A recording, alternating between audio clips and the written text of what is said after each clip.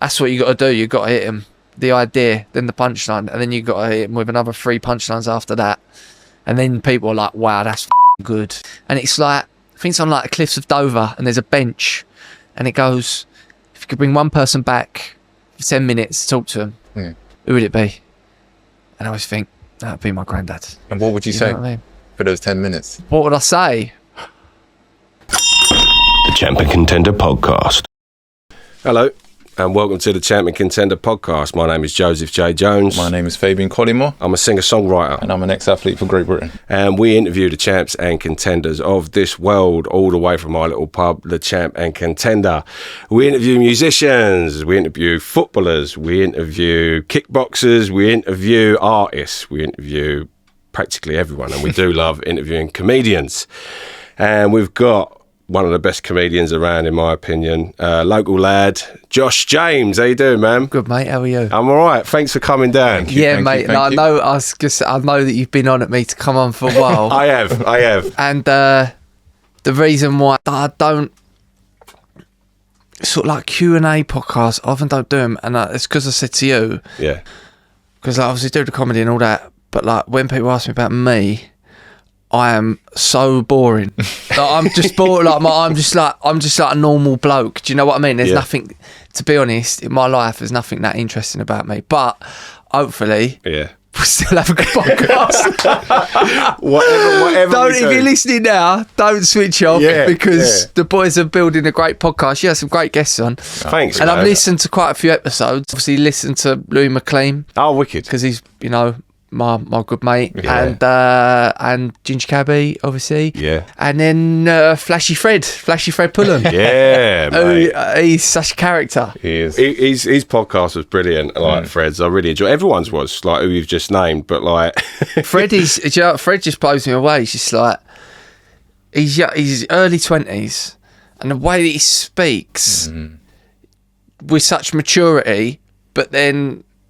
Yeah, I mean, I nicknamed him Flashy Fred because he's a bit of flash, isn't he? Yeah. But still really endearing and really likeable at the same time. Yeah. He's very marketable. Oh, mate, when he goes pro, he's going to do so well. Oh, God, yeah. He's going to do so well. But I suppose we've got to concentrate on his then putting in the performances in terms of, like, his fights. But I follow him on the socials. He looks so dedicated.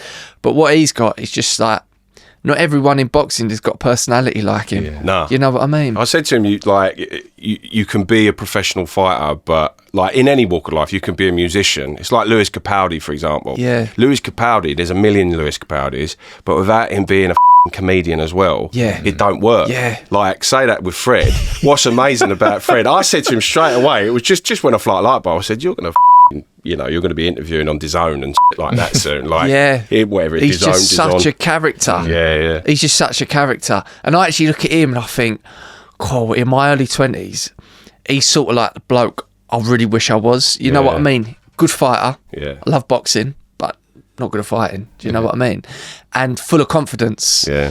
And really, just really, really likeable. When I watch his stuff on Instagram and that, he should be talking. He just makes me laugh. Yeah. He just makes me giggle. Yeah. He's just so. I'm thinking about him now. He just makes me laugh. I just think he's going places. His brother's a good boxer as well, Oh, is it? Yeah. Really, I don't know much about. I've never actually met Fred. I only talked to him through the socials. I know he come to my Queen's Theatre gig. Yeah. Because I've got him sorted him out a couple of tickets for that. But I've never actually. But I feel like I know him from how much I watch him on. Someone for your pod though, man. Yeah. You know what I mean? Like, definitely. Yeah, definitely. I think he's going to, he's boxing for England at the moment. It's only a matter of time till he gets like that, maybe Olympics call up. If he doesn't, he's got to go pro. Got to go pro. Yeah, but I suppose he's still young enough, and it's like, whilst he's still in the amateurs, he's still learning, isn't he? Yeah. Yeah. But he's going to absolutely fly. Yeah, he is. Listen, enough about Fred. It's the Freddie podcast. Yeah, I'd rather talk about him than me for an hour. But look, we can go down the route. If you don't want any more questions, just say off the questions. Let's have a chat. Right? Look, tell us, for those who don't know you, Josh, who you are and what you do. Who am I? I'm Josh James. I'm a stand-up comedian. And I suppose like sketch comedian as well. Do sketches, and but that's what I do for a living. Sort of write, tell jokes, and some people seem to enjoy it really. Yeah. And I'm local to here. Went to school not too far from here actually. Where'd you go? I went Champion. Oh, I was Emerson. Oh, was ya? Yeah. The rivals. Yes. How old are you? I'm 34. I'm 34 on the 8th of July. On the 8th of July, so you my school year? Yeah, my school year. I would have thrown something at the bus at you. Yeah, on the 649. The Catholics and the Protestants. It's like the Celtic and Rangers of Havering, isn't it? Yeah, mate, it actually is. Like proper it was beef here. Yeah. Well, you were rugby, weren't you, used lot? Yeah. Do you know what? Funnily enough, though, because when you go to that school, you turn up, and obviously all kids around here, like vast majority of them, they go to that school never played rugby. It's not. But they start teaching you in year 7. You can't play football until you get to year 11. Wow. And I always remember being in a playground. I was thinking, we have got some unbelievable footballers in this year. Like, we just had a really good year with they got to the national finals of athletics. Yeah, okay. Not me. I mean, I was not good at athletics, but they we had real good athletes in our year and real good footballers, and we just had a really good year for sport. But I remember thinking in year 7, year 8, I'm like, if we could play football, I can't imagine there'd be many teams better than us. Yeah. But you get to year 10, year 11, we're in Essex finals, we're beating everyone. You start off in year 7 because it's a state school. I mean, majority of schools that play rugby, they're private schools. Yeah. So you start off in year 7 and you're playing these private schools, and obviously these kids in private school have been playing rugby all their lives. That's their game. You know what I mean? And you're getting beat 60, 70 nil, and that's no exaggeration. By the time you get to year 9, it's a bit closer. By year 10 and 11, you're in proper games with them. You win some, you lose some, but more often than not, year 10, year 11, you're beating these schools at their own game. Yeah. Wow. And with Champion, they was actually the first ever state school, actually the only ever state school. There's a national rugby tournament called the Daily Mail Cup, and they're the only state school to have ever won it. Wow. So it's with that for the upper six, under 18s, right? Only state school to ever win it. The only teams that have ever won the Daily Mail Cup, the national competition for rugby, has been private schools. The only team that ever won it was Champion, and then the second year they got to the final again but lost. Yeah. But it's an unbelievable story. It's actually something that I think I'd like to write about one day, because I just think it's fascinating. You get all these Essex boys turn up in year 7 thinking why are we playing this game? You know what I mean? Sort of fall in love with the game a bit. And we used to take it year 10 and 11, taking it really seriously. It's a really important thing. Yeah. And and then by later years, even now I check their scores. I think Champion this year, they was in the top 10 rugby schools in the country in terms of their first team. And to be able to do that, even now with private schools for sixth form and that, they'll offer people scholarships.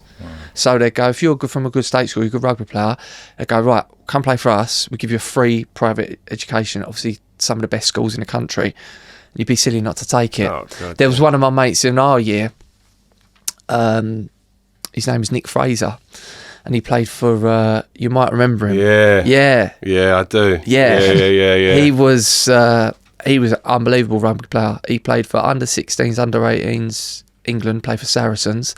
When year 11 come, he got an offer.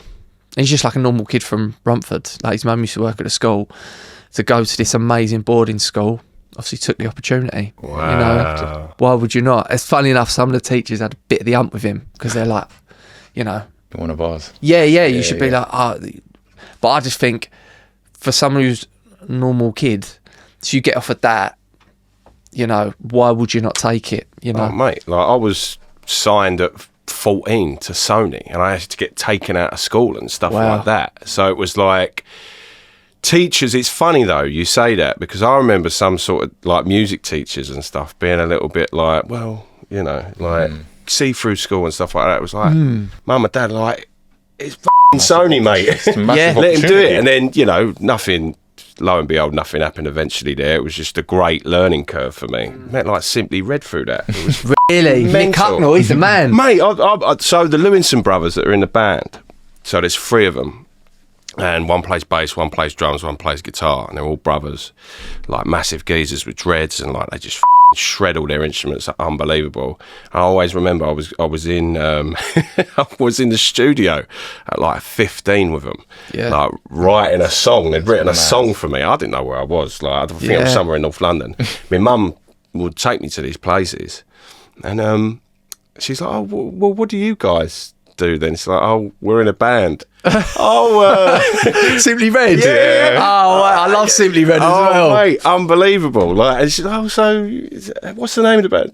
Simply Red. Simply Red. Oh yeah, I think I might have heard of them. And they went, Mick Hucknall's coming later, and then Mick Hucknall come later, and I was like, as we was walking out the door, I was like, all right, Mick, like, nice to see you and all that. But we had a really good year for sports. So when we got to year 11, actually, we could start playing football. So I was playing rugby team and a football team. Yeah. And we won like the Havering Cup. I always remember now, that was like, it's the best football game I've ever played. I remember it's Hallchurch Stadium. Yeah. And we come out, and all the year were there, and they were chanting stuff like that, and it was like, and I was just like the little gobby one, really.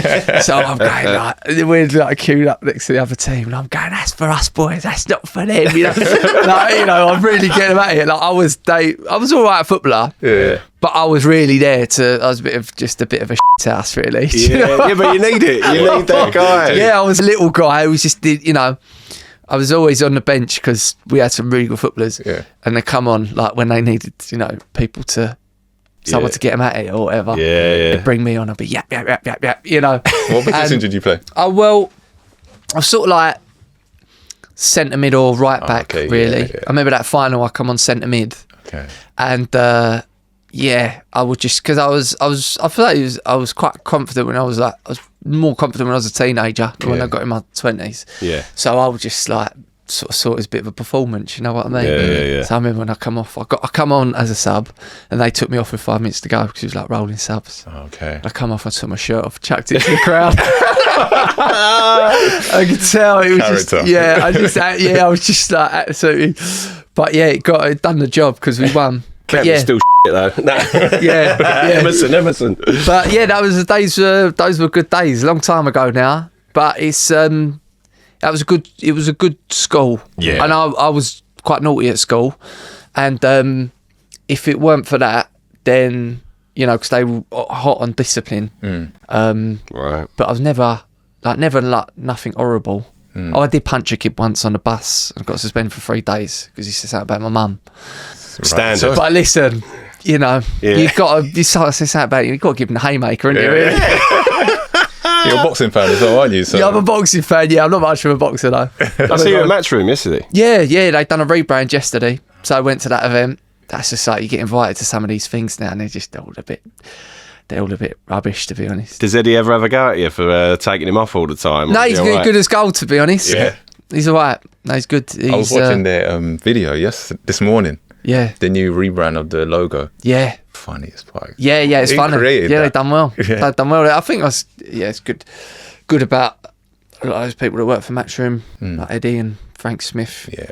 They're quite good at, you know, taking the mick out of themselves and, you know, not mind looking a bit silly, and I think that makes people warm to him a bit more, you know what I mean? Does he message you about like taking him off on that then, or something? No, I can remember when I'd done the I remember when I haven't done a few like sketches as Eddie Earn, and I've sort of exhausted it now, because the last one I've done like some like rap tune. I see that. They played it in Saudi, so I've sort of exhausted this now.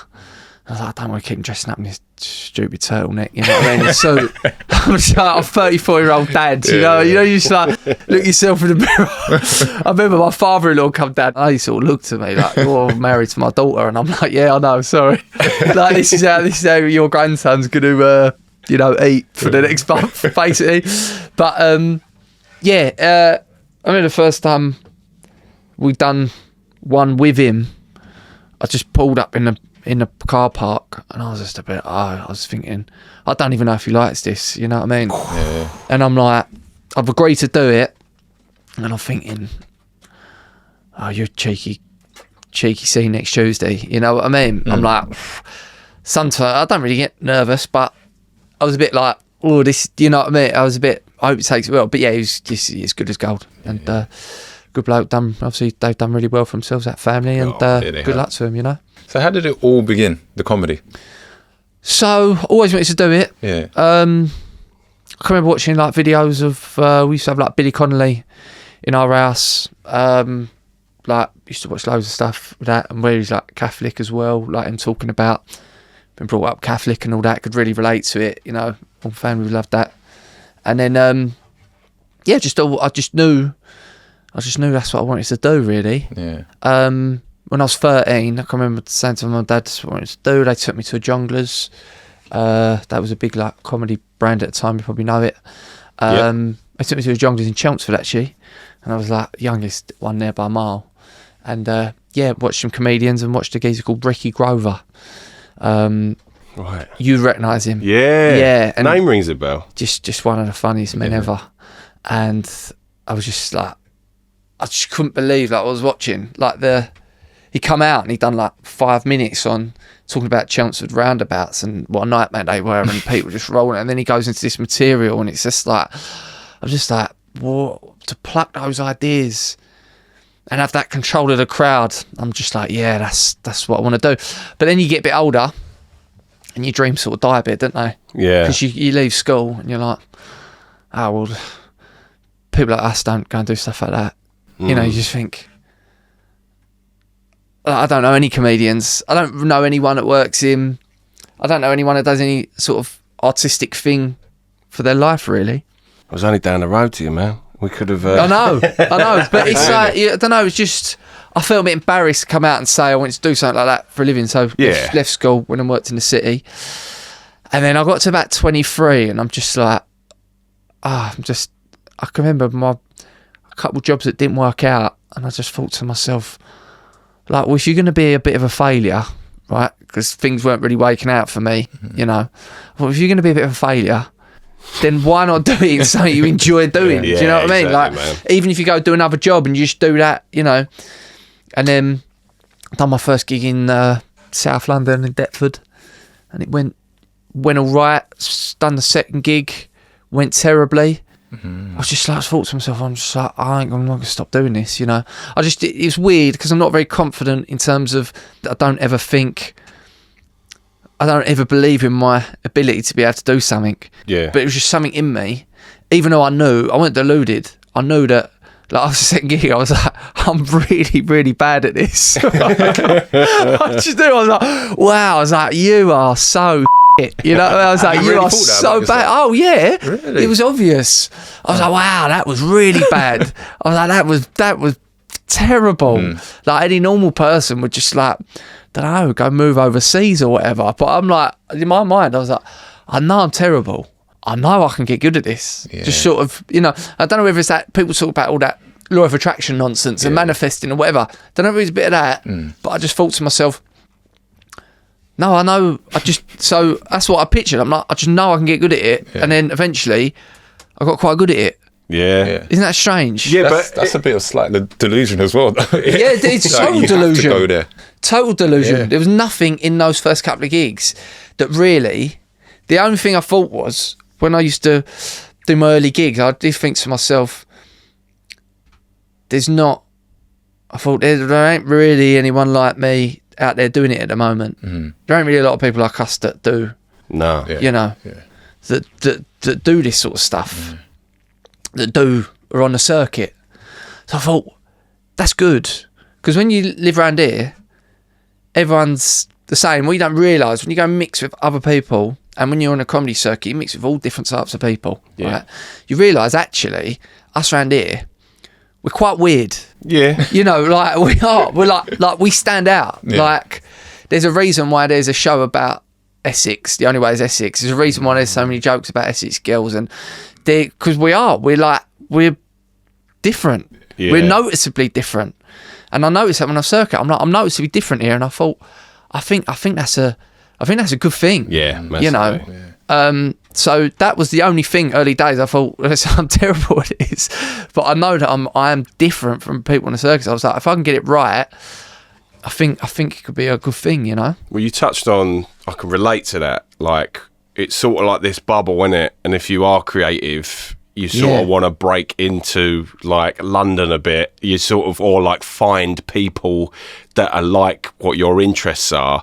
Like my mates are always footballers. My mates are always like in the city. But it's funny, innit? 'Cause it's like Hornchurch now sort of like made up of characters like around the East End, and that is sort of like the new East End, that type of vibe. I suppose we get that confidence a little bit when we go into different areas and meet new people, you know what I mean? Yeah, I would definitely say Havering in city, it does definitely feel like, well, I say that I've never lived in the East End, so I wouldn't even know, but it's definitely got like a East End vibe. Because it's interesting, I suppose a lot of people live around here, their parents or the grandparents are from the East End, so it's like that culture's been passed down, but then it's very much its own thing, because it's not, you know, you watch videos from like the 50s, 60s, and you watch some of these characters and they're talking like, you know, give them a tuppence. And the way they're talking, and it's almost, when I used to talk to my nan,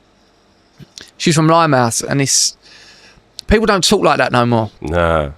And it's different because it's a different area completely. You know, so there's a bit of that culture.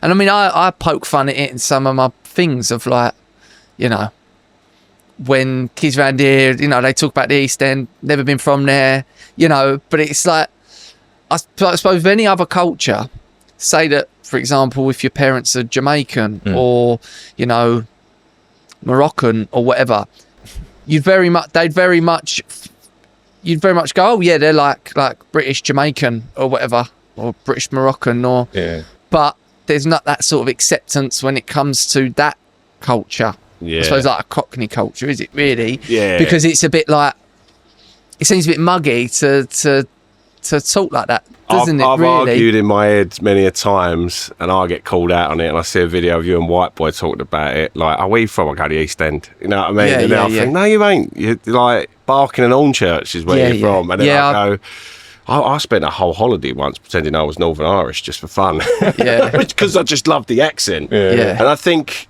like accents are such a strong thing. But the accent of, I think, round here is different to that old school way of of talking. Obviously accents developed, don't they? And they, you know, they sort of push on or whatever. But I'm sort of very much like, I know this is a London borough, but to me it's like almost like the heart of Essex. You know, that's what I sort of see it as. You know, like Romford, I see it as like the capital of Essex. You know, obviously some people would argue, oh, it's a London borough, blah blah, it's London. I'm sort of the old school way of thinking of like, no, the new, was it 1965? I think when the boundaries changed. I don't necessarily see them fringe boroughs as being in London. You know, that's just how I see it, and you couldn't tell me otherwise, really. You know. So, wait, you don't call us this as East London?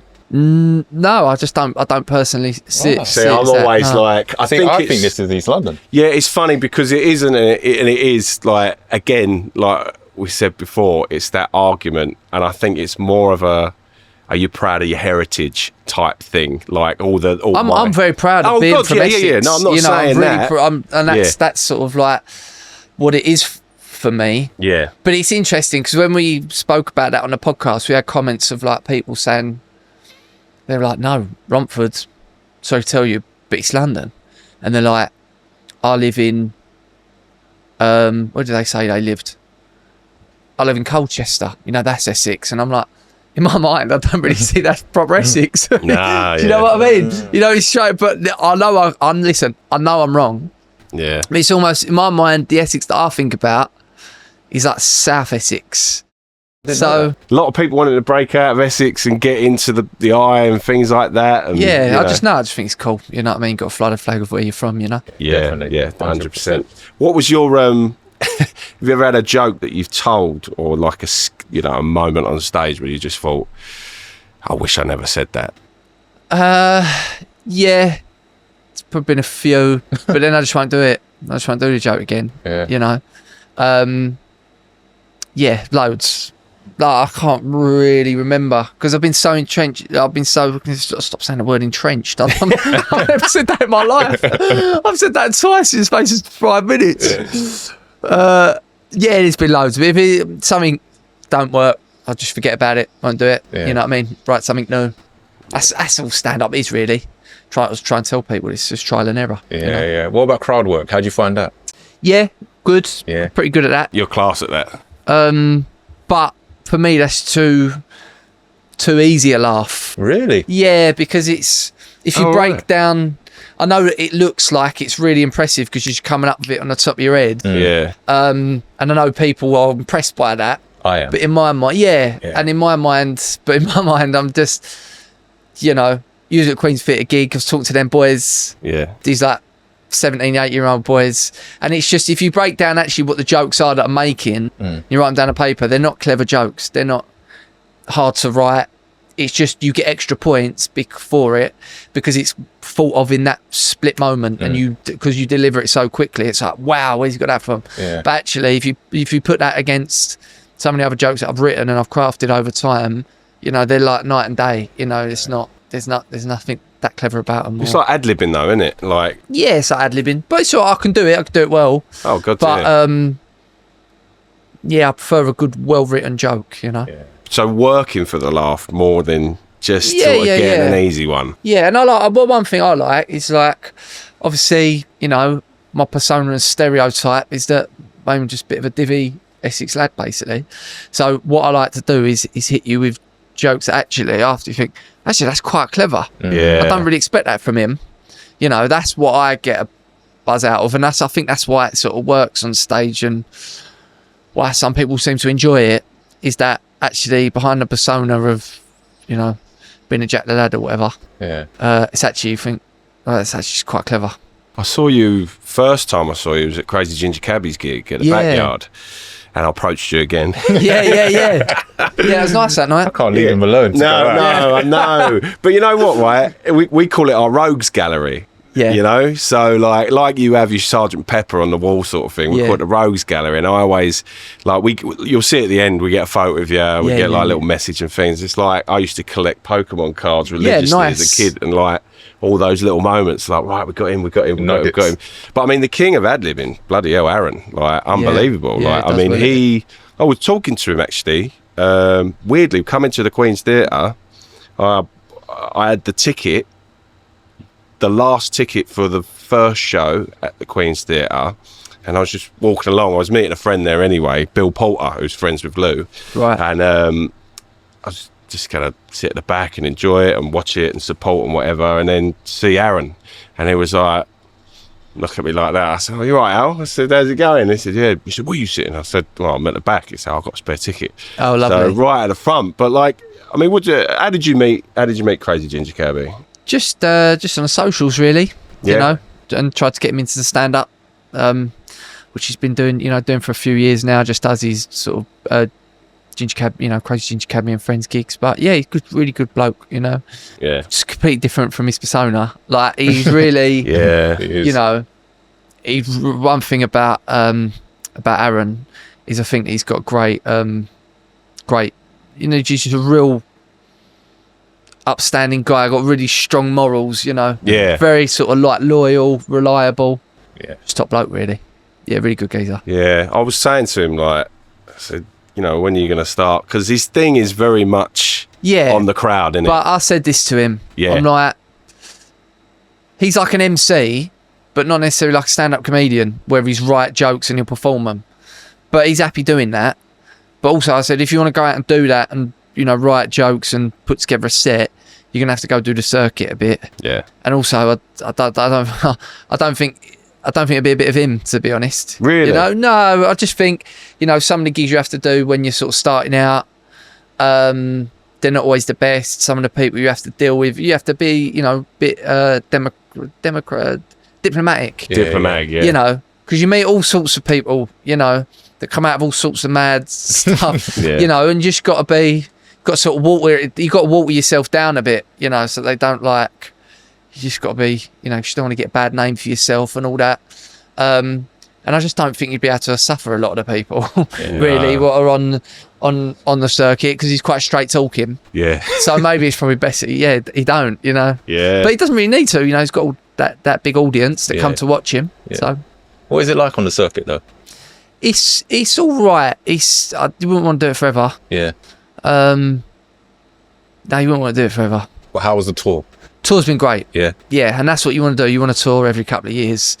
And luckily, at that point, I still do a bit of the circuit, but don't want to do that forever, man. Yeah. Because you're just on the road. You can be on the road for hours. You do gigs. Some gigs are terrible, not set up well. And you want people coming to watch you, really. Yeah. Because with the tour, people are coming out because they're fans of what you do. So automatically you come out and they're like, they want to have a good time. And obviously you have to be good. They'll only give you about 5 minutes grace if you're bad. There's a comedian called Jerry Seinfeld said that. Goes, you've got 5 minutes. Even if you're the biggest star in the world and everyone loves you, you've got 5 minutes to actually be good and get them. If not, they're going to switch off. So yeah, the tour's been amazing, and that's what I want to, once I get this tour out of the way, I'll Oh, so you got more still to go on this tour? the second leg starts again in October. Okay. And then we're going to announce a third leg a bit later on in the year, and then get the special out what we recorded the other night at Queen's Theatre. Has that been the best one so far for you, Queen's? They've all been great, to be honest. Yeah. They've all been great. And the Queen's Theatre one was special to me because I always sort of dreamed of doing, it's mad, isn't it? People dream of doing the O2 or, Hammersmith Apollo. I'm like, I want to do the Queen's Theatre in all church. No, but you see it every day, right? Yeah, exactly. See it every day. Yeah. And, it's a lot of people. That night was over 1,000 people over the two shows. And it's just, and like I said, I've always been very sort of proud of where I'm from. And, I'll really champion people from this area. So, yeah, I'm just like, that always in my mind. I'm like, when I do a tour, if I do the big homecoming show, I want it to be at the Queen's Theatre, That's quality. So, love that. Yeah, I love that, because I'm all about your homegrown, whatever you are. Yeah, I'm probably a little bit too biased actually towards, but if there's a young comedian now who's from Essex, wants my advice, I'll give it to him all day. Do you know what I mean? I'd meet up with him, I'd help him out. I'm not territorial, but just quite like want to see people from the area doing well. Bring them up. 100%. That's like, I feel like it's us against them, Yeah. That's how I see it a little bit, Yeah. You go to Liverpool, Scousers are real like that. Oh, God, yeah. Scousers are like, we support each other, Yeah. We're Scousers. Yeah. I almost see them as like Barcelona a bit, Yeah, they are. They're like the People's Republic of Liverpool, is how I describe them. Do you know what I mean? They're like, we're Scouse, we're not English. Yeah. I almost see it like, that's what I see it like round here. I'm like, I want people to do well. Yeah, I've always fought with it, and I don't know why. And I think it's because I've always been lost in the dream of like where my dad's from and like where my granddads were from. And people. But I suppose a lot of people around here, they sort of what's the word? Fantasize or glamorize like the old East End and talk about how great it was and the fact that it's not ours no more. And do you know what I mean? That sort of rhetoric. Whereas actually, I'm just like, well, listen, areas change. That's just what happens. To move with the times. Yeah, actually, we've got a great area now where like, right, loads of people moved out to this area, and it's like we should be really proud of. Oh God, yeah. I even think we should be proud of Towie. Yeah. I even look at Towie and I think, people going, no, paint's in a bad light. I'm like, no, I even want them. I like watching people go on that show and then have it off after. Yeah. Like, I get. Even like Gemma Collins, I think, go on, girl. I just listen. She's over us a cup of tea. She's a national treasure, really. But I just think, even her, I'm just a bit like, go on, go get your money. Yeah, go get the money. I see you watch Love Island as well, and I love in Love Island. Do you know what? That's not even my missus. I've got sick of watching all these. I mean, I've just watched all the great dramas on Netflix and all this, and I'm like, do you know what? I just want to watch a bit of rubbish. Yeah. Stuff I ain't really got to think about. And I've jumped into it this year, and I'm absolutely loving it. I see it. And there's a kid on it called Tommy, and he's not from around here, he's from Potter's Bar. But just like every Love Island, they always have like just one that you can really relate to. God, yeah. And I'm cheering him on. Yeah. I'm cheering him on. So I watched the series once, and Danny Dyer resembles my wife slightly. And right. Yeah, everyone thought Georgie, she went on a plane once and she was Danny Dyer, and George was like, oh, f*** off. But it's a thing. It was the only season I watched, and I just fell in love with Danny and Jack. Yeah. And it was this weird. Yeah. Kem's my brother's mate. No, sorry, Kem's my mate's brother, rather. Yeah. And that was bizarre. He went Emerson Park, Kem, and he was. He did go Emerson Park, didn't he? Yeah, a couple of years below me. Yeah. And you just think, here's this kid we all sort of used to rough and tough, because we all know. But some people don't like that. Some people don't like that. I like supporting people from where I'm from. Yeah. You're local. I just always have, and I think we should all be like that, really. Yeah, definitely. 100%. And that's why I was so adamant in getting you on. Yeah. Because I've got to be honest, that's why I knew I'm going to eventually do it, because I'm like, I want to support you boys, I appreciate it. And when you come to Queen's Theatre, I'm like, I've got to go do it, but just it's just one of those things. I just think I'm boring as hell. You know what I mean? But James, you know what? Definitely not. Like Josh, it's one of them. Even if you hadn't have come on, I'd have still supported you. Yeah, You just called him James. Yeah, I know. Yeah, but everyone calls me either Josh or Jamesy. Yeah. So you call me what you like. Yeah, leave. I'm not getting him wrong, man. I've been called a lot worse. Yeah, but you do just support your locals. I love supporting Hornchurch the Urchins as well, watching the football and things like that. I'm a West Ham fan. Yeah. But again, why are you Spurs then? Before we continue with today's episode, here's a quick word from our sponsor, Blackburn & Co. Whether you need staircases, balustrade, fencing, gates, bespoke metalworks, Blackburn have got you covered. And they offer a friendly and professional service.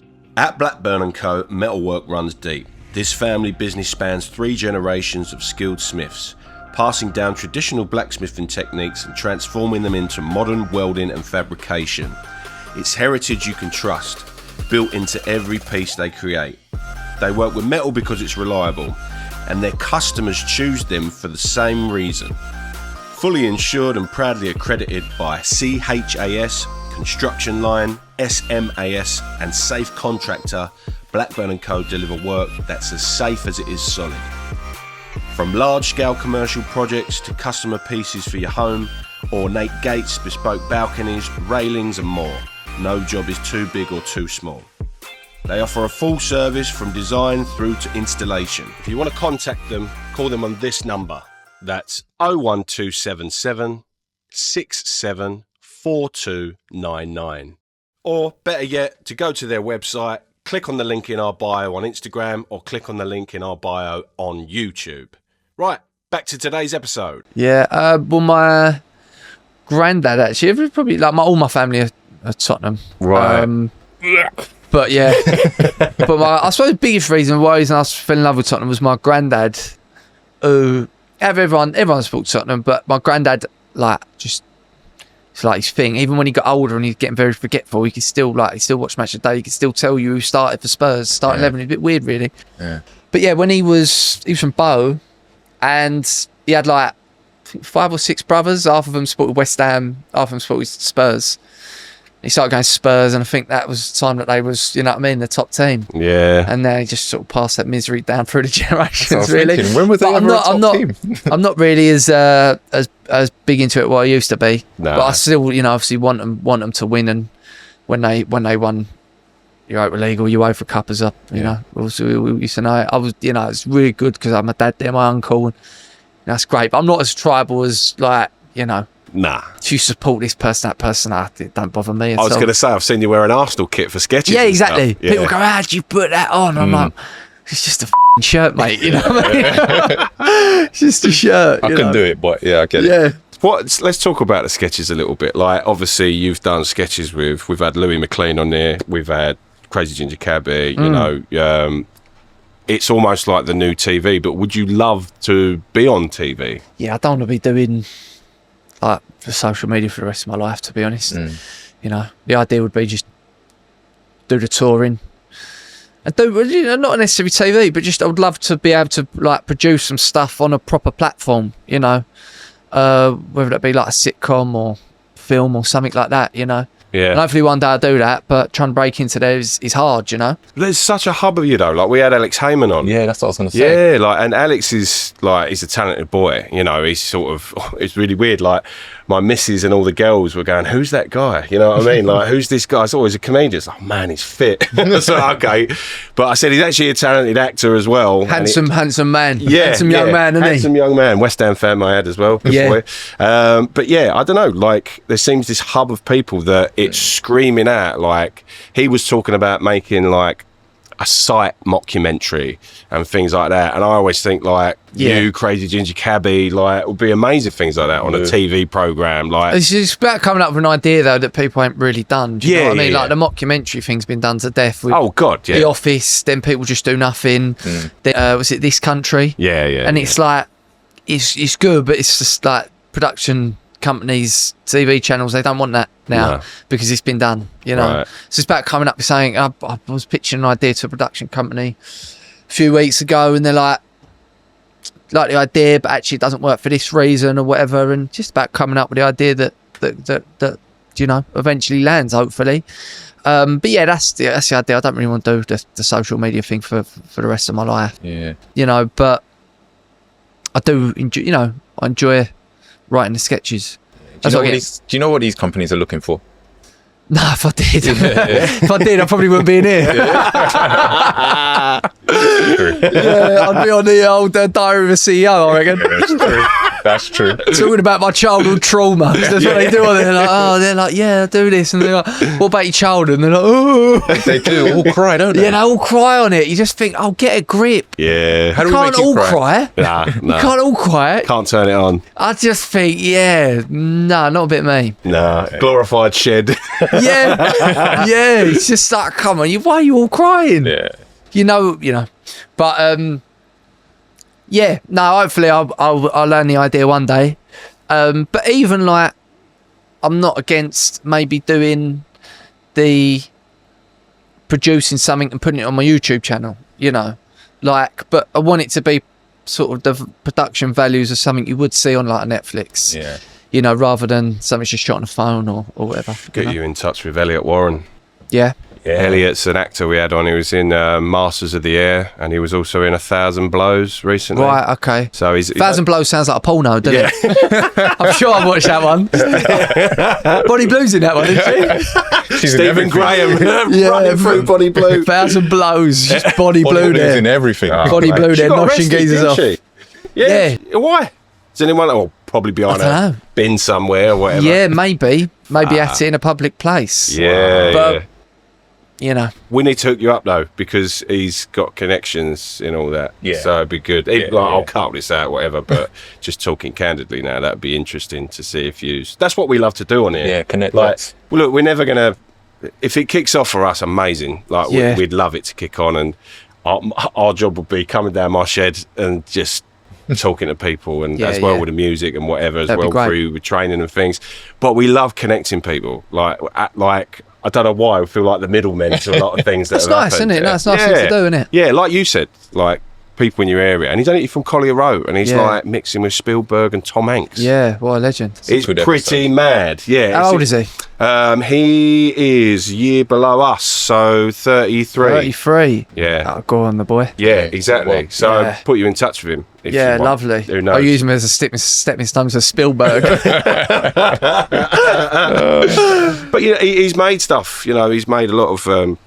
You can watch his stuff. He on the West End. Thing called Flesh and Bone. He's a proper artist then. Yeah, all that stuff. Yeah. Anyway, listen, talking about podcasts. I mean, your podcast is sort of the podcast, really, I feel, in this area. Oh, massively, man. Do you really? Yeah. Oh, really? 100%. Your I didn't know that. Oh, we watch it. Yeah, lovely. More than the CEO. Yeah. You don't want to see crying. Yeah, you won't get crying on there. Nah, but it's real. It's real. It's what maybe. Yeah, we're probably a bit too honest on there, to be honest. No, but it's authenticity, isn't it? That's what people like. Yeah, I suppose. Because one of our best videos was Stephen.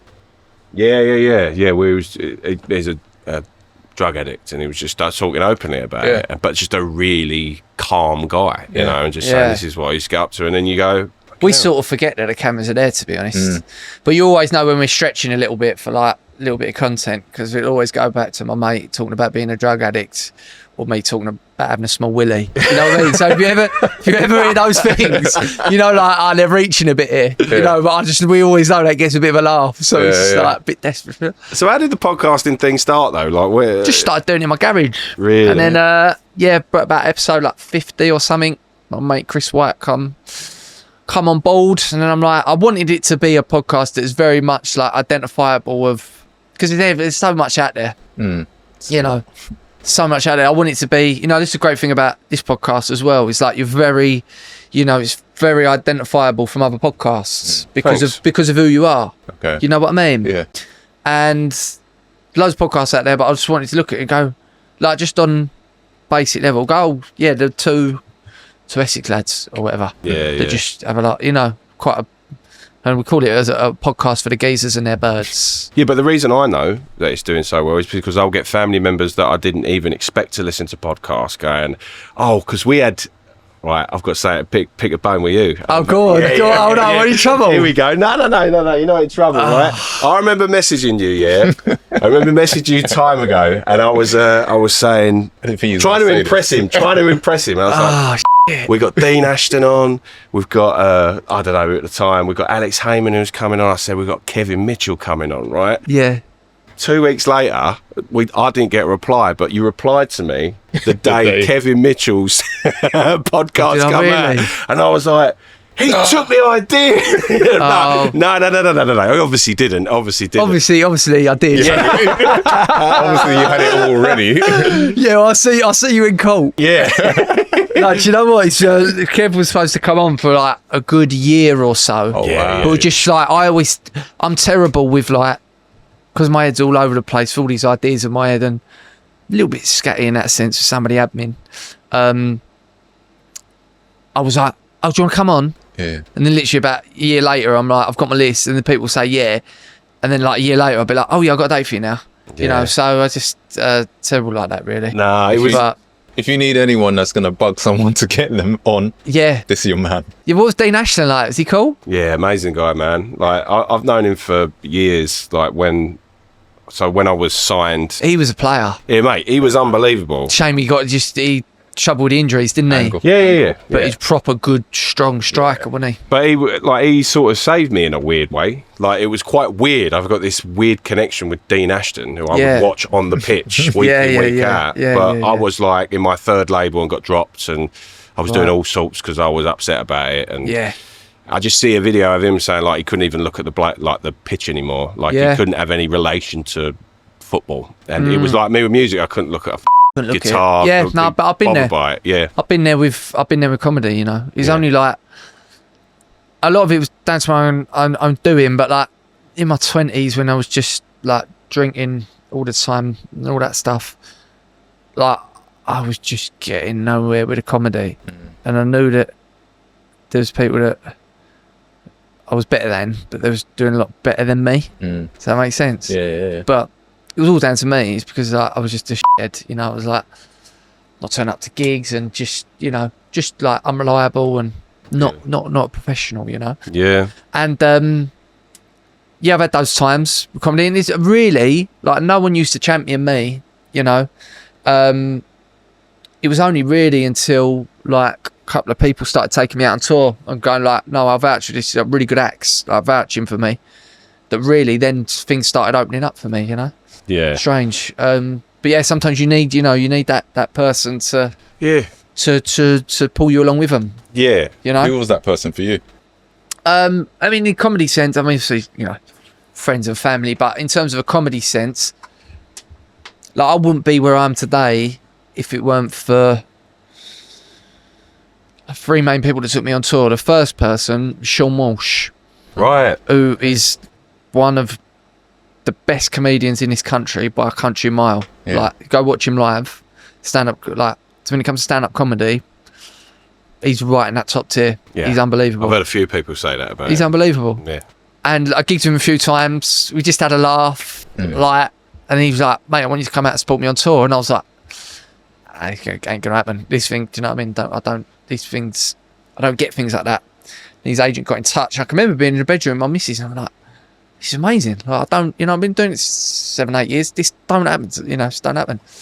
Went out of him, learnt loads. And yeah, that really gave me the confidence to think, oh, actually, if he's one of the best people doing it, and he really rates me, I'm like, yeah, like, I've got to keep going with this. And then, yeah, went out on tour with Bubberton de Leche when he come out of I'm a Celeb. That was amazing.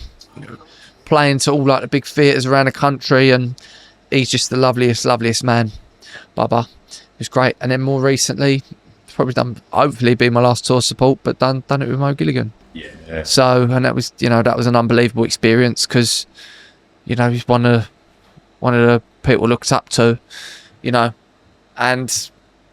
it's kind of like become a bit of a mate now, so it's been cool. How did that come about with Mo then? Like, just like, I think he liked my content online, to be honest. Right. He started commenting on it. I'm like, play it cool, Yeah.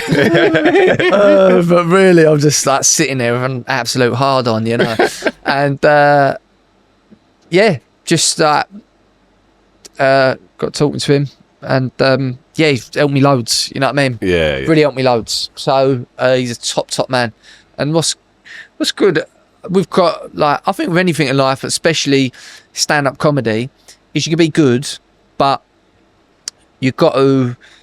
There's so many people out there that are brilliant, but like if someone don't hold the door open for you and go, come through and all, then you don't necessarily get the opportunity. Exactly. So I've been really fortunate in that sense, Yeah, I suppose make your own luck, 'cause you've got to work hard on that. But I've been very lucky to have, like, the people that have, like, helped me along the way, for sure. But credit to you, man. I mean, I saw you at Home Church and I was cracking up. Yeah. Like, yeah. Enjoy it. Mate, I've thoroughly enjoyed your set. Like, like for me, like any form of creativeness on a stage, or, like watching someone's act, I get itchy feet, because I'm like, am I going to enjoy this? Like, I was so chilled out for the whole of your hour 10, whatever it was, and just laughing along with it. Good. Like, I really enjoyed it. It was probably, obviously I've just met you today, but if you're talking about, your family from where they're from, or whatever, then there's a lot in that show that you can resonate with. It's basically a story, a lot of that story is not just my story, but also the story of people that are from this area, of that, like, sort of, I don't want to give too much away, but yeah, it's... But you're doing all right. Doing all right, yeah. Bit of a cheesy title, isn't it? But no. Trouble is, you're like half written the show, and they're like, right, you've got to come up with a title now, so you've got to put it on sale, and they're not. And I was gonna call it Doing Well. Right. And then I was like, right, I want an honest opinion from someone, so I called one of my best mates' dads up, who is just absolute, like, nothing. If it, it could be like glorious sunshine outside, he'd still be moaning about something, You're just like, he's really critical, really critical. Don't often hear him say anything nice about anyone. And I thought, I'm going to ask him, what do you think of the title, Doing Well? He's like, yeah, but you're not doing well, are you? And I was like, do you know what? That's exactly what I needed to hear. I was like, you're doing all right. I was like, I got it. I was doing all right, yeah. It's perfect. So hopefully one day, when if things carry on going all right, and I climb up that ladder a bit more, one day we'll do a show called Doing Well. Yeah. But at the moment, I'm just doing all right. When you're in America, doing incredibly you could do a show called Doing Well. Yeah. Did you give him his royalties for that one? Nah. He'll still moan, won't he? Yeah, he's still mine. But it's like album covers and titles, the simplest ones, man. They just do so well. Well, I wanted to originally call it The English Dream. Oh. But I think... Bit too EDL. I think it sounded a little bit Tommy Robinson-esque, you know what I mean? You do want the English, but I see it as like, the American dream of people of like, right, you can achieve whatever you want to achieve. In America, that's their thing, isn't it? It's like, no matter if you come here with £5 in your pocket, or not even £5, $5 or whatever, you can actually end up being a Donald Trump. That's sort of the rhetoric over there of the American dream. And so I was like, oh, why don't call it the English dream? People get funny, don't they, when you mention anything about England, or so it's just like you want to yeah, that's why we didn't go for that one in the end. We've got a little game that we'd love to play with you. Yeah. I know you don't drink, so I bought you some shots. I bought you some ginger shots. Yeah. Listen, it's called Shot Stopper. The idea of Shot Stopper, just going off the back of who you was naming there, who helped you out in your career. We're going to say comedians' names that are going to be head to head with one another. Yeah, cool. So, like, for example, I always do this. We go Roberta Duran or Sugar Ray Leonard. You might say Sugar Ray Leonard because he won more out of the three. Then you say, okay, what about, say, for example, if you did Muhammad Ali versus Tyson Fury? You might go, for different reasons, great heavyweights, great champions, or I can't pick, it's a shot. Yeah. So here we go. So this is Shot Stopper, and this is comedians you may or may not know. Go for it. Yeah. So Louis McLean or Alex Heyman? Louis McLean. Why? You're cold. I think Alex, he's great, isn't he? He does a lot of the online stuff. I don't think he necessarily does the stand-up as much. You know, Louis, he's out there in the trenches about 3 or 4 nights a week. Working the circuit and that. So, but they're two completely different people, aren't they? Oh, yeah. But both really funny. But yeah, Louis, I suppose, one because he's brilliant. Louis, he's like Chad Belief's answer to Jack D. You know? That's exactly what I said. That's how I describe him. Right. Some of his jokes are really very clever. But yeah, he's right in the thick of it at the moment. Doing proper trying to grind the circuit. So yeah. He's going to do well, man. Yeah, lose that. I mean, I said it on the pod. We forgot we knew each other for years. Just because. Oh yeah. So like a mate of a mate. Yeah, mate of a mate. But we've been out so many times and had a laugh with one another. But it was like the mind was like that was quite a dark time between like a race. You know what I mean? But it was like a fun time. You know what I mean? Yeah. And then all of a sudden see him at your gig. It's like, I know you. Yeah. I was like, I know you. You're Bill's mate. Yeah. Do you want to come on the pod? Yeah. Yeah. Quality guy. All right, Louis McLean or Crazy Ginger Cabbie? Yeah, Louis McLean. Again, I love Aaron. But yeah, like Louis, he's I suppose he's a thing now, isn't there? If you see someone online doing funny content, they are like a social comedian. Yeah. But I don't think you can't get that mistaken with being a stand-up comedian. Yeah. They're two different things entirely. Yeah. I've seen so many people with like hundreds of thousands of followers, and they're obviously like comedian online, but then they go and try and do stand-up, and it's like they're two different art forms. Yeah. It's like saying running. Training. It's like it's like going. It's like having a 100-meter runner or a marathon runner. Yeah. Well, they're both running, but they're different. Yeah. And it's like the social media thing, the stand-up. You're still making people laugh, but stand-up is a completely different art form entirely, really. Yeah. You're passionate about it as well. I can tell it's like you're... Yeah. I fucking hate the social media shit. I actually hate it. Would you feel like you have to do it? Well, yeah, and to be honest, like I wouldn't have been able to sell what I've sold on my tour without it. Yeah. And people really, if they come watch me on the tour, I don't put a lot of my stand-up up. So really what they're doing is they're taking a bit of a punt on me because they like my sketches, whereas they've not necessarily seen my stand-up. Yeah. Unless they've seen me on one of the other tours where I've supported people. So yeah, but the social media thing is a bit like, if I could just concentrate on the stand-up, I would, and hopefully one day that will just be the case. But I know at the same time it helps sell tickets, and I've been able to do really good things, and with off the back of loads of people seeing the sketches that I've produced online. So we'd love to be in one of your videos as extras. That's all right. Yeah, definitely. Maybe you, not No, we both did. It'd be class. Don't know about that. I'll just run through. Yeah.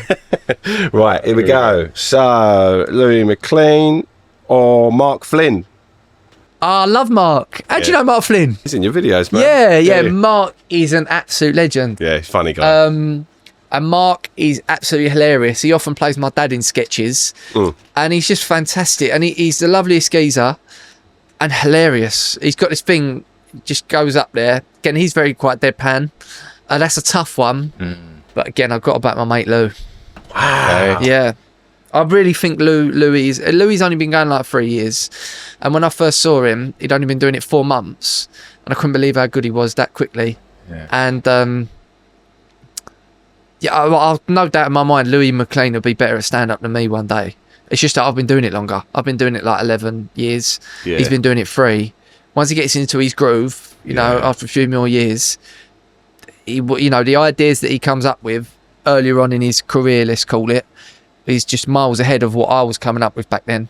So he will be better than me, but he's not there just yet. Do you feel that going on the course helped him? No, I think it's just down to like, I just think it's down to like originality of ideas, really. Yeah. You know, his ideas are just very original. I mean, like, did you hear his bridge joke at Queen's Theatre? Bridge joke, the one. Oh, yeah. That sort of stuff. Yeah. I weren't doing that. I weren't writing that sort of level of comedy after 3 years in. I was still telling dick jokes. You know, whereas he is, so he is going to be better than me, as I always tell him. Yeah. But I always remind him, you ain't there yet. I think he's still got a bit way to go. It's a bit like, you know, like when a dad maybe plays football against his son in the garden. And he's like, listen, one day you're going to beat me, but not today. Yeah. You know, you're not there yet. And that's it with Louis, really. Got a real contender you're looking after. Yeah, he's brilliant. All right, Louis McLean or Tom Davis? I was with Tom last night, actually, funny enough. Yeah. Based on, it's got to be Tom Davis. It's just based on, if you put them on the stage together now, it's got to be Tommy D. Okay. Yeah, it's got to be Tommy D. All right. Tom Davis or Red Richardson?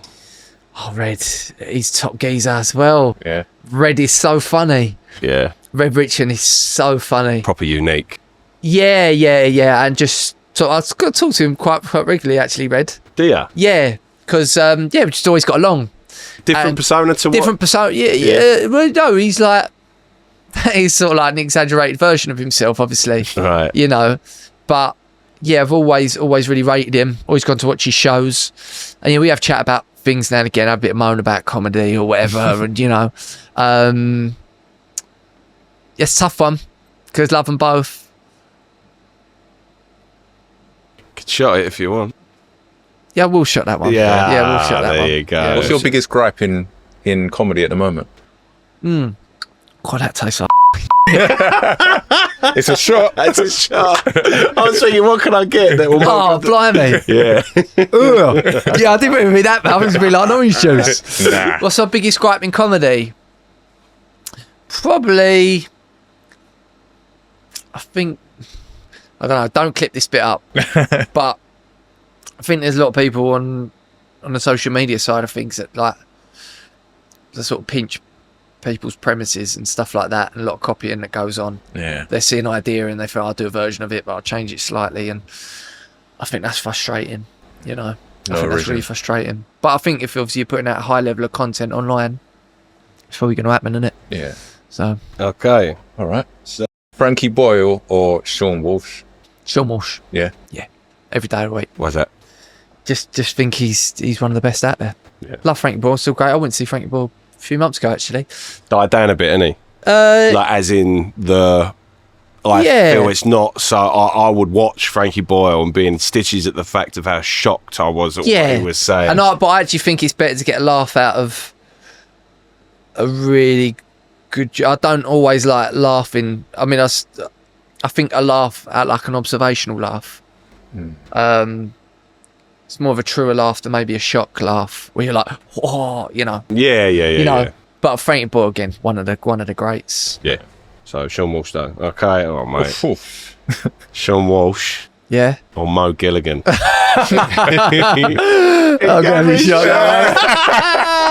No, I can't do that one. Lovely, isn't it? Oh, That's a sip. It's not a shot. I'm a bit used to that. I'm a bit used to that now. Right, okay. I'll let you do this one. Right, yeah. Ramesh Raghunathan or Lee Mack? Go Lee Mack. Why? Okay, why? Just prefer his jokes. Yeah. I think. Yeah. Right, Simple as Lee that. Mack or Greg Davis? Lee Mack. Lee Mack. Yeah. Lee Mack or Sean Locke? Sean Locke. Yeah, man. Yeah. One of the great... I feel one of the British Yeah, greats. brilliant. Yeah, brilliant. Unbelievable. Sean Locke or James Acaster. Sean Locke.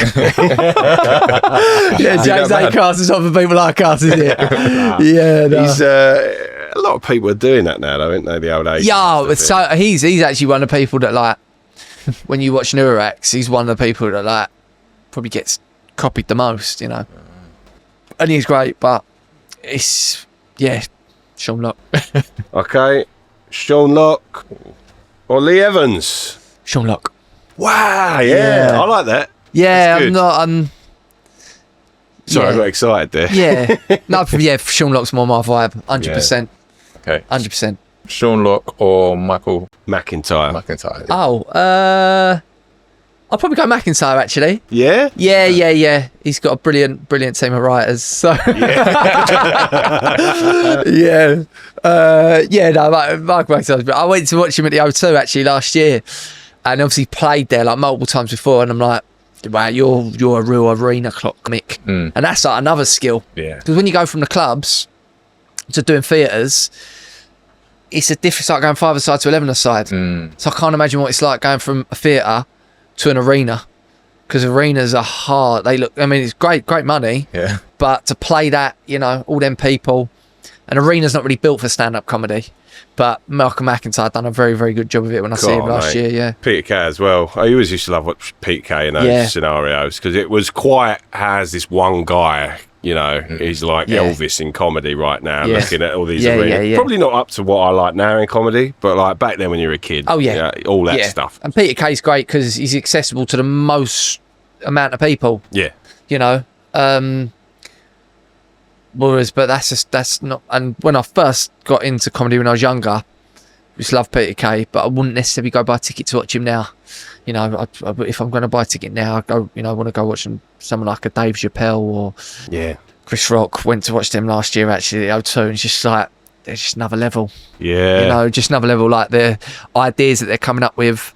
You know, Peter Kay was obviously super relatable because you're like, oh yeah, we all do that, don't we? But Dave Chappelle, you know, you would see Dave Chappelle would take you on this tangent, and then you just think, have you done that? Yeah. All right, last one. Is it you? Yeah. Oh, you do it, man. No, you go. Okay, so Michael McIntyre or Ricky Gervais? Go Ricky Gervais. Gervais. Yeah. Ricky Gervais is the man. Pretty self-explanatory, Ricky. Yeah. Ricky wins all these comedy ones. He does. Yeah, he's the man. Yeah, absolutely. Okay, let's move on. So, when I saw you at the Queen's Theatre, you spoke about like sobriety on stage and stuff like that. Have you got any advice for anyone who wants to squash their demons? Nah. Just run away from them. I tell you what, dance with your demons. Yeah. Until you can't dance with them anymore. Because you only really change your life once you hit rock bottom. Yeah. You know? And if you only hit your rock bottom, for a lot of people, they won't change. So, yeah. That's pretty much what I've done. Really? You know? Sort of like, done it until I couldn't really do it anymore. And I'm like, right, I've really got to change my life, you know what I mean? So, I mean, I couldn't have done anything I'd done if I was still drinking and all that. Couldn't do what I'm doing now. No. So, yeah. But there's those things out there to help you. You know, if you're struggling if your demons are something which is like mind-altering substance related, there's loads of help out there. And you think they're scary places, you know, going to a meeting where people sit around and talk about these things, you think, oh no, that's real, the lowest of the low. Actually, they're not. When you walk into their meetings for the first time, they've all got their shit together. You're the one that's banging trouble, you know? Yeah. So, yeah. I can't tell you from where I've come from, because my 20s were miserable, to where I'm now. It's like night and day. Yeah. And sort of every year that I don't drink just gets better. Wicked. So it's not a coincidence, you know? No. Not at all. Was there ever a moment, like what was the pinpoint moment where it made you switch on and say, no more of this? Loads of moments, really. Really? Just like loads of moments. Like, it's one after the other. Everything that you say, I won't do that. I'm not doing that better than that. You're not doing it. And you're like, yeah, but I won't do that. And then after a while, you're like, oh no, I'm banging trouble, you know what I mean? Yeah. I've got to get myself sorted. So, yeah. But I knew I'd never be successful in a comedy if I didn't stop drinking. Yeah. I knew I'd never be a good dad or family man if I didn't stop drinking. Yeah. And those things are much more important to me than what people call like having a good time. You know, like I used to live just for Saturday, for the weekend. Yeah. Now I live every day of my life, you know?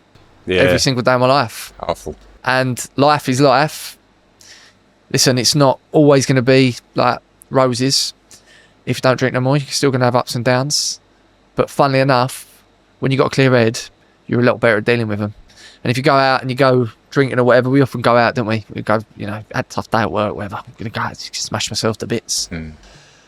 Funnily enough, you know, you will forget about them for a couple of hours. But you wake up the next day, they actually then feel twice as worse because you're dealing with all that, that hangover and that, you know, anxiety and all that sort of really.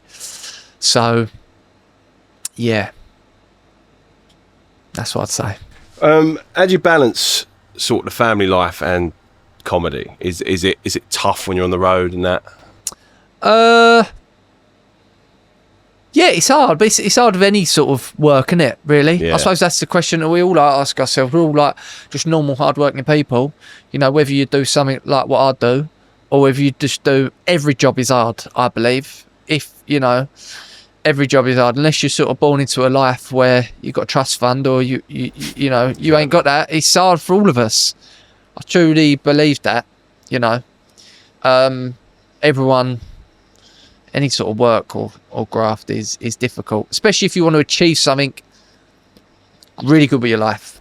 You know, if you want to, it's not necessarily about money. You know, I don't do this comedy stuff because I think I want to be really rich and famous.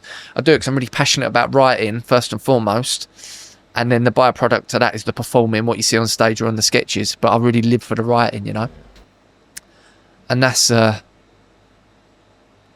hard, yeah.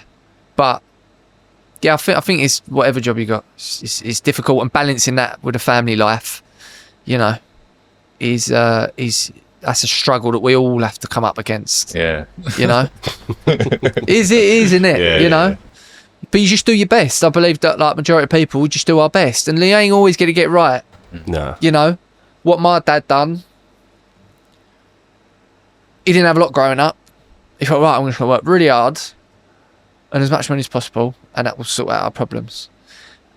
And that was great, and I had a lot better upbringing than he had. Certainly a lot better than what my grandparents had, you know. But that comes with its own problems, you know, when he's out working all the time, don't see him as much and all stuff like that. So, you know, it's about getting a balance, isn't it? Yeah, 100%. So what's next for Josh James? What's next for me? Yeah.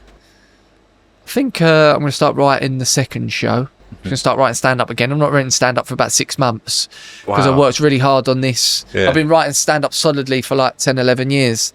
And I was like, right, I want to have a little bit of break now and think about what I want to talk about next, you know? Because that first show was pretty much, this is who I am. This is how I've ended up here today. Because the next show, I just want it to be like joke, you know, just bits of material, you know? I've written down a few ideas, but that's where the real, you know, Right. that's real grind. You know, when you come watch me on tour, that's almost like the home straight. You know, that's like the victory lap almost. You're like, look at all the hard work I've done. You know, whereas people might think that's the really the real big moment. You're like, right, you got to nail this. No, actually, all the hard work's been done. You know, I'm sure it's like you with your training. Yeah. It's like, yeah, the race is the race, but really it's a reflection of how hard you've worked in the training. Yeah. You know, so I know I've got that coming up again, but it gives me direction writing a stand up. You know, the sketches I sort of knock out in, get an idea, I can knock it out in an hour or so, Right. like the idea and write it out, it's done.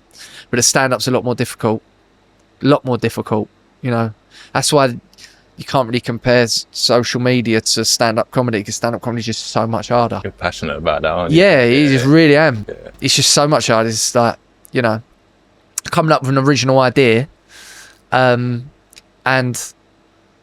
trying to relay that to the audience, and then not just that, trying to keep that laughter going of being like, right, there's the idea with a punchline, bang, but then I want another couple of punchlines, bang, bang, bang, and trying to get that, you know, and that's hard.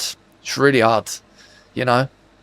And there's been times when it's jokes that I've got in that show which have taken me 4 or 5 years to develop, because I'm like, okay, it's got 1 laugh, it's got 2 laughs, but really I need the 3rd and 4th. Yeah.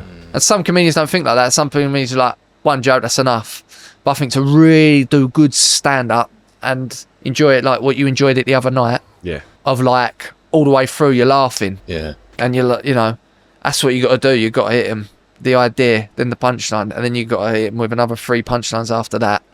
And then people are like, wow, that's good. It's a proper art form. Yeah, that's good. And that's often when you get the round of applause, because it's like, they think it's over, then you hit them again, bang, and they think it's over, and you hit them again, bang. And then you end with maybe a joke which was linked to the first joke, and they're like, wow, that is so clever. Yeah. You know? Definitely. So I love that. Yeah. And people laugh, but actually, you know, when you get the round of applause, they're laughing, but it's almost a round of applause of like, wow, that's really, really well done. Yeah, You know? It's clever. You go around the houses, but for a good reason. Yeah, you know yeah. what I mean? And then you bring it back to those moments. It's Like like the show, my show ends, within the first 5 minutes I tell a joke, and it's wrapped up again at the end of the show. yeah, Oh, wow. yeah. You know, so it's like, to get there, it's like, you know, Yeah. and that's the hard bit. yeah. That's the hard bit. Listen, Proper maze. Yeah. Josh James, finally on the show. I really appreciate you I've really enjoyed it, mate. coming on. No, mate. stuff. Listen, we've had technical problems going on throughout the podcast. The right. heat's played a role and all that. Josh James has been a gent. We've got- Your production skills are maybe a little bit more Contender than they are Champion. So right, I love it. Have a word with your lot, see if they'll have a go. You get there. Yeah, we'll get there. You're not done yet, though. Yeah. This is last orders. Lovely. This is unrelated comedy questions. We're just going to fire your way, right? If money and time weren't an issue, what's one thing on your bucket list you'd do tomorrow? That's a good question. What does this mean? I've got loads of money. Anything? Yeah, go to space. You know what I mean? Yeah, I'd probably just like pay off all my family's mortgages Yeah, and then give them the money and just be like, "You're right now." You know what I mean? yeah, I think definitely. that's what I'd do. You're And one then of the people, aren't you? Yeah, and then take my son Disneyland. Ah, Yeah, that's what I'd do. Nice. Yeah, One historical figure you would love to take out on a night out. love a historical figure. Yeah.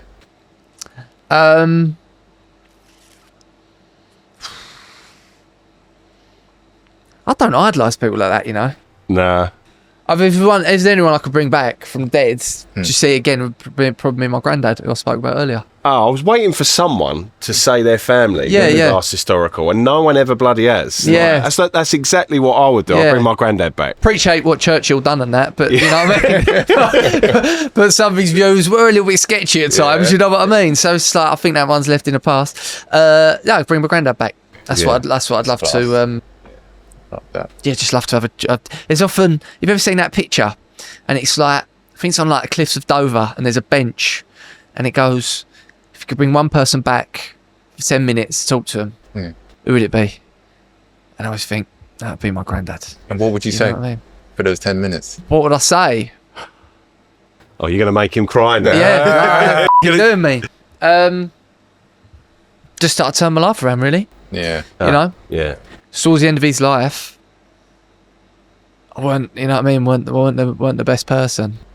So, yeah, I suppose, you know, say to him now, I can. I'm doing all right. Yeah, I'm doing all right. Yeah, go to joshjames.com for tickets. Well, you are though, man, and I'm sure that he knows. I'm a bit of a believer in the other side and stuff like that. Yeah. And yeah, I'm sure he knows. Yeah. Right, I'll do this I one. don't think he's in here tonight, though. There's too much West Ham stuff here. Mate, this pub's haunted, man. Yeah, I don't think he'd be in here, but Did you know this is haunted, this pub? is it really? Yeah, like, not even joking. Like, What's the ghost? Who is it? My Uncle Gary. So my Uncle Gary with a Charlton shirt sits. Right, So he's you over there. Yeah. So Gazza, what's happening? He's. I'll tell you after because the pod's heard it enough times. But he haunts this pub, and the grounds in which we are is the Hornchurch Airfield. and I've seen a soldier literally walk outside the window. And the reason I was he a soldier? Yeah. It was an RAF pilot walked outside our window. And was he done it here? So on the outside the front of the house. I'll tell you later what was going on in here. But what was he up to in here? What was Uncle Gary up to in here? The dirty bugger. He thought, can I get some privacy in here? I'm trying to have a little bit of me time, you know what I mean? Uncle Gary, calm yourself down. Jesus Christ, them Charlton fans, you can't dirty buggers, isn't they're pumping one off in here. Yeah. Oh, but it is haunted. But we'll go after that after. But listen, here's another one. Shag, marry, kill. Gal Platt, Coronation Street. Lisa Dingle, Emmerdale. Pauline Fowler, EastEnders. Probably marry Pauline. Right. Probably marry Pauline. Wouldn't be a long distance relationship, you know what I mean? Yeah. Emmerdale and Corrie, that's a lot of money on a train fare, isn't it? You know, I could probably get to Walford from here in 20 minutes. You know. So yeah, marry Pauline. Gal Platt, I'd probably put one through her. Bob's a little bit horny. She's had more second names than anyone. Yeah, she's got 6 second names. Yeah. So well, you know she'd be good at it then. Yeah, oh god.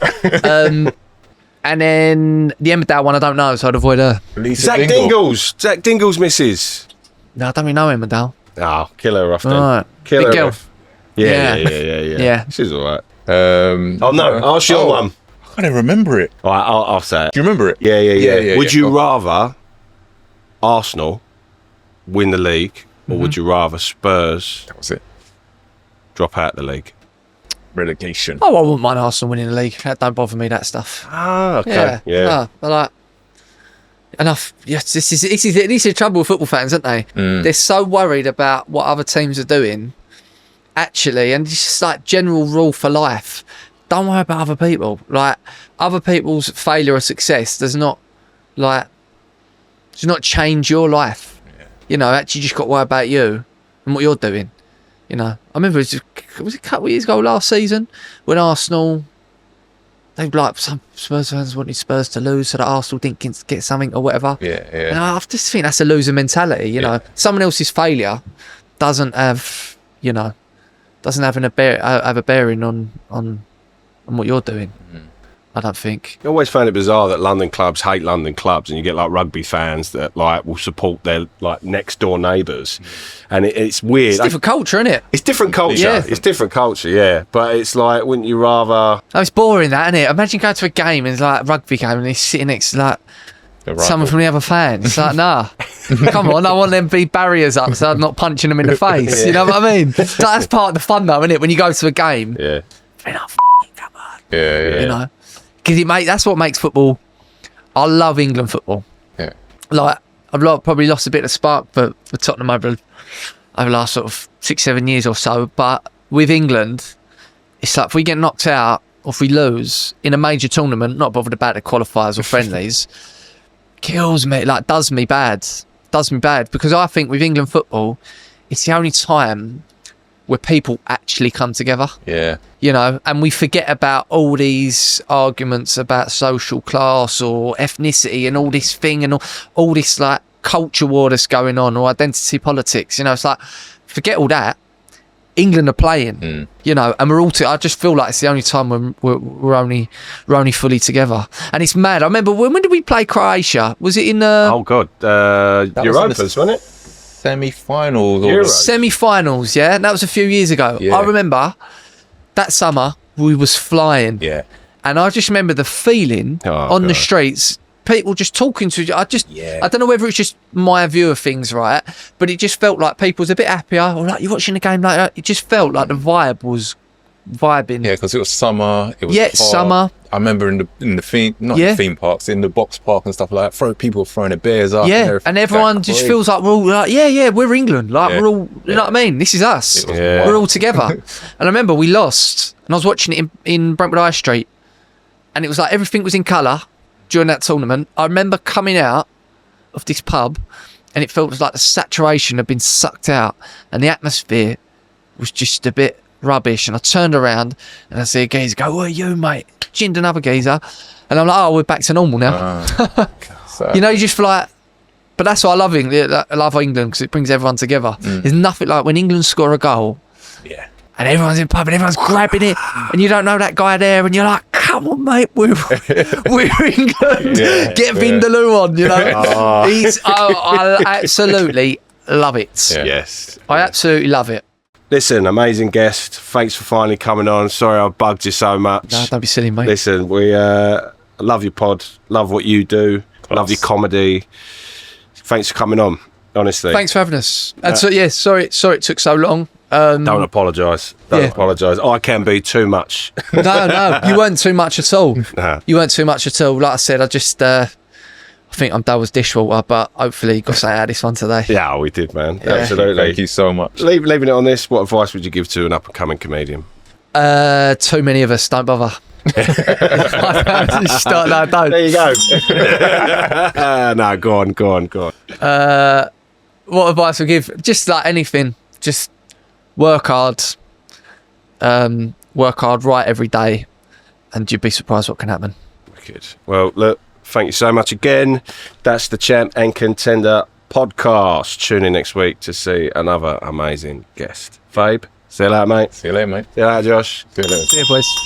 Class. See you later. Enjoy that? Peace. Brilliant. That was That was quality. brilliant. Yeah, man. enjoy it? Yeah. Cool. Class. That was wicked. Favourite one so far? Oh, really? Yeah. Oh, nice, man.